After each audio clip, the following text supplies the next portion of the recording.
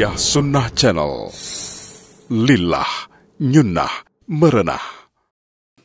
Kalau Allah mencintai seorang hamba, Allah ingin agar si hamba itu bersih dari dosa. Ditunggu tobat? Tidak. Atau ada tobat kurang berkualitas. Allah bantu untuk menghapus dosanya dengan diberikan ujian dan musibah, baik sakit, kesedihan, atau penderitaan lain. Berkata Rasul sallallahu alaihi wasallam, "Innallaha idza ahabba qauman ibtalahum." Sesungguhnya Allah kalau mencintai satu kaum, Allah akan memberikan ujian atau musibah kepada orang itu. Apa dampak dari musibah dan kenapa kalau mencintai itu harus diberi musibah?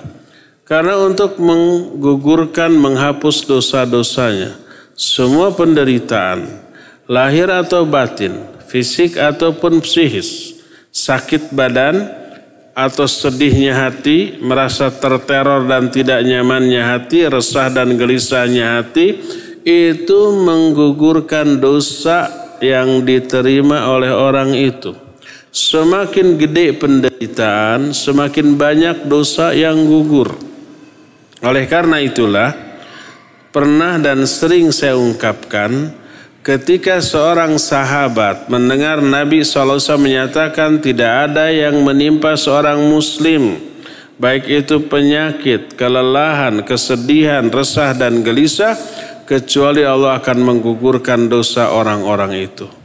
Mendengar itu seorang sahabat tertarik, tergiur, ingin bersih dosa. Lalu dia berdoa kepada Allah, "Ya Allah, sakitkan saya seumur hidup."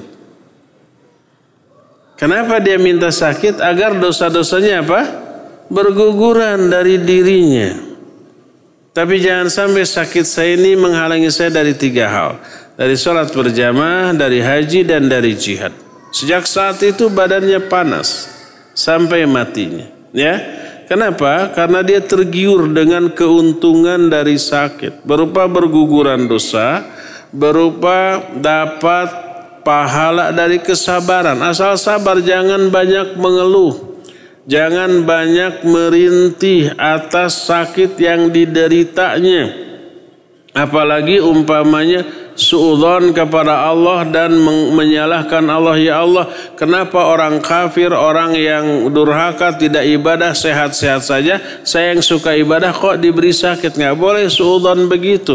Sakit itu kasih sayang Allah. Dengan sakit dosa gugur. Orang yang sehat dengan sehatnya dia wajib ibadah, wajib ikhtiar, ternyata tidak, itu nambah dosa. Sehatnya lebih banyak nambah dosa. Kalau sakit jelas mengurangi dosa, menggugurkan dosa, meraih pahala kesabaran.